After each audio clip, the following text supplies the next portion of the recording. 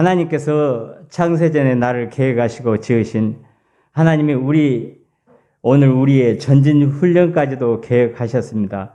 네팔이라는 이방 지역에 가서 영혼들을 만날 생각으로 설렘과 하나님의 어떻게 모든 여정을 이끌어 가실지를 기대하는 가운데 트리실리로 떠나게 되었습니다.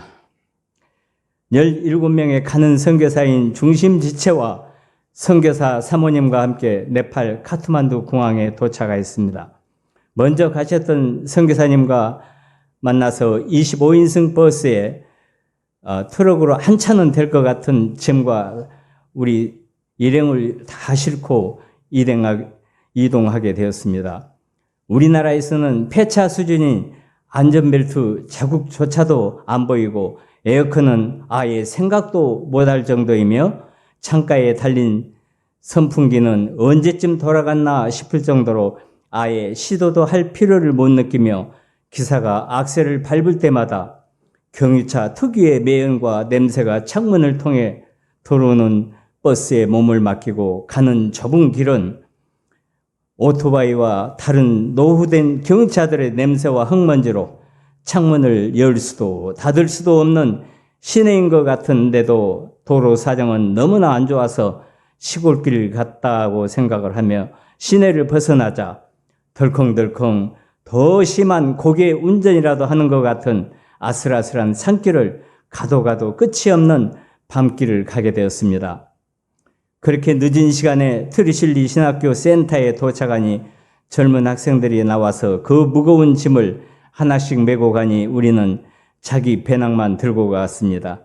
다음 날 바로 토요일 센터 3층 예배실에서 오전 예배를 그들의 열정과 진심 어린 예배를 4시간 가까이 은혜 중에 드리게 되었습니다. 다음 날 우리 목사님께서는 세미나로 못 가시고 우리 일행은 선교사님 부부와 센터 학생들과 첫 번째 교회를 방문하게 되었습니다. 그곳은 산 중턱에 살다가 몇 년 전 지진으로 살던 집들이 떠내려가고 없어서 아예 아래쪽으로 내려와 갈 곳 없는 가난한 기독교인들이 모여 정착하면서 자신들의 거처보다 교회를 먼저 세웠다는 믿음에서인지 선교사님께서는 이곳에 더 애착이 가시는지 우리 일행에게 먼저 보여주고 싶으신 것 같았습니다. 호산나 센터 학생의 부모가 살고 계신 곳이기도 합니다. 교회 옆 얼마 안 되는 작은 땅에 얼기설기 대나무에 비닐하우스를 해놓고 포도 조금 심어놓고 앞으로 그들에게 소득작물이 될 것을 기대하고 계셨습니다. 우리도 앞으로 더 많은 혜택으로 그들에게 도움이 됐으면 하는 마음으로 기도하게 됐습니다. 적은 마을에 첫 번째로 도방 전도를 나가 주민들을 만나는 시간이었지만 낮 시간이고 농사철이라 어른들은 많이 없을 거라고 아십니다. 첫 번째 가정을 방문했습니다. 나이 들어 보이는 아주머니와 너무나 남루한 옷차림의 할머니가 계셔서 센터 학생들과 간단한 복음으로 전한 후에 교회로 오시라 했는데 고개를 살래살래 흔듭니다. 나는 안 오신다고 생각해서 꼭 오시라고 여러 번 말씀을 드리다 지금 같이 가시자고 다그쳤습니다. 그러자 그 남루한 할머니께서 다시 한번 고개를 살래살래 흔든 후 나오십니다. 그 고개를 흔드는 것이 오케이인데 저는 안 간다는 노로 알게 됐습니다. 천진난만한 어린아이들은 새로운 이방인들을 호기심 어린 눈으로 맞아주었습니다. 많지 않은 주민들과 아이들을 대상으로 우리가 준비해간 복음 매직과 공연 등 예배를 은혜 가운데 마칠 수 있었습니다. 센터에서 얼마 멀지 않은 곳에 두 번째 교회를 방문하게 되어 이곳 역시 지진 피해를 본 것이라 했습니다.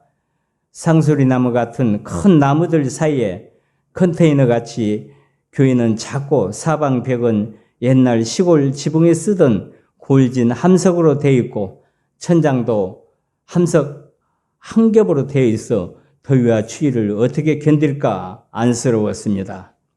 교회 바로 앞집이 성도의 집이어서 그곳에서 한복을 갈아입고 우린 태권복을 갈아입기 위해 들어간 곳을 보고 낮은 침대에 어디가 주방인지 알 수 없을 정도로 접시 한두 개와 밖에 보이지 않는 살림살이에 이런 곳에서 어떻게 사람이 살까 생각에 마음이 아팠습니다. 교회 안은 좁아서 태권도도 될 수 있으면 움직이지 말고 제자리에서 동작만 하기로 했습니다. 그래도 어른 아이 꽉 차서 들어갈 수 없을 정도로 은혜 가운데 예배와 통성 기도로 주님께 영광을 드렸습니다. 순서를 기다리는 동안 선교사님과 이야기 중에 이런 곳에 교회를 지으면 비용이 얼마나 들까 물어보니 우리 돈 1,000만 원이면 된다고 합니다.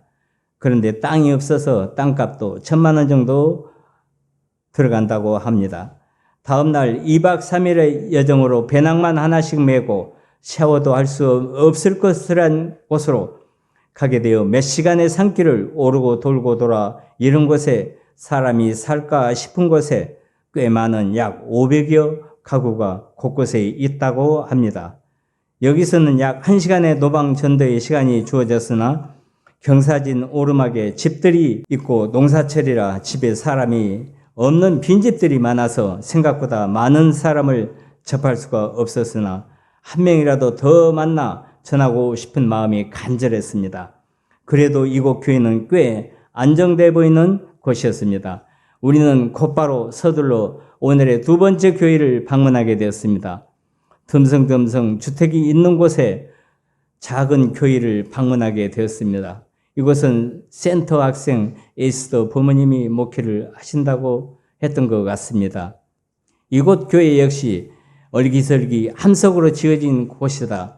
함석 지붕 위엔 여러 개의 못자국이 햇빛을 보이고 비가 많이 오면 조금은 새지 않을까 하는 염려스럽습니다. 이곳에서는 우리가 준비해 간 것들을 간단하게 하게 되었습니다. 이곳에서는 어떤 왕관보다도 값진 그들의 정성이 담긴 꽃 목걸이를 선물로 받았습니다. 서둘러서 이곳에서 약 15분 거리에 오늘의 세 번째 교회를 방문하게 되었습니다. 입구에서부터 이곳은 많이 달라 보였습니다. 넓은 잠디에 커다란 예배당이 자리하고 있었습니다.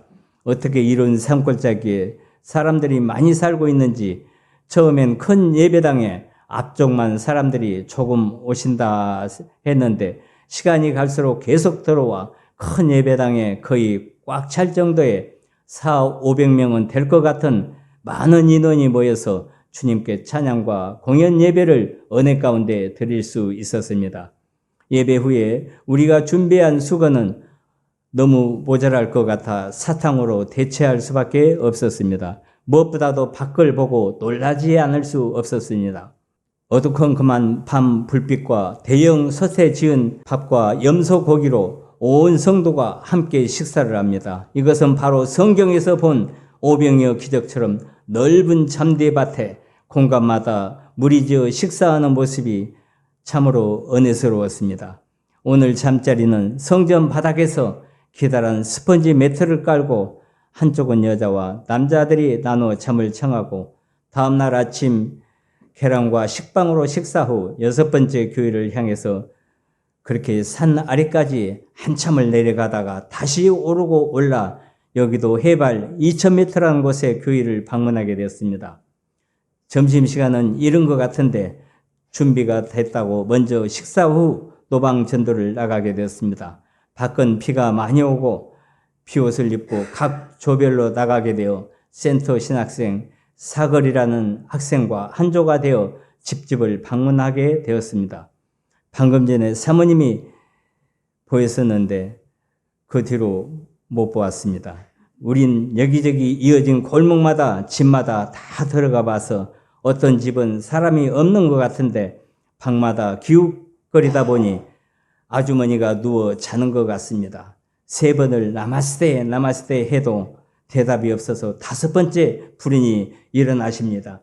조금은 미안하기도 하고 하지만 우린 열심히 복음을 전하고 영접 기도까지 하고 교회로 오시면 선물과 공연도 있다고 하였습니다. 또 가다 보니 비는 오는데 토마토 하우스에 일하는 아주머니가 계십니다. 저도 한국에서 토마토도 키워봤다 하면서 비도 피하고 반갑게 복음을 전할 수 있었습니다. 나오다가 보니 비가 계속 와서 잠시 움막 같은데 비를 피하는데 초등학생쯤 되어 보이는 아이가 오기에 들어오라고 해서 영접기도까지 시키게 되었습니다. 또 다른 논길을 가다 보니 마을에 사람 있는 곳을 찾아가니 젊은 아빠와 중학생쯤 되어 보이는 여자가 부엌에서 식사를 하고 있습니다. 염치불구하고 들어가도 되냐고 하면서 팔은 문턱을 넘어가고 있네요. 한국의 BTS를 아느냐, 삼성 핸드폰을 아느냐, 한국의 태권도를 아느냐 하며 긴장을 풀고 따님과 아버지에게 열심히 준비해간 복음을 전할 수 있었습니다. 가면서 함께한 센터 학생 사걸에게 말했습니다. 우리가 언제 또 와서 이렇게 복음을 전할 수 있겠는가? 우리도 전쟁으로 어렵고 가난할 때 아메리카, 미국에서 선교사를 보내주어 많은 국민이 하나님을 믿게 되고 잘 살게도 해주셨다고 했습니다. 이제는 너희가 내 팔을 복음화 시켜야 된다고 말해 주었습니다. 마태복음 28장 19절에서 20절.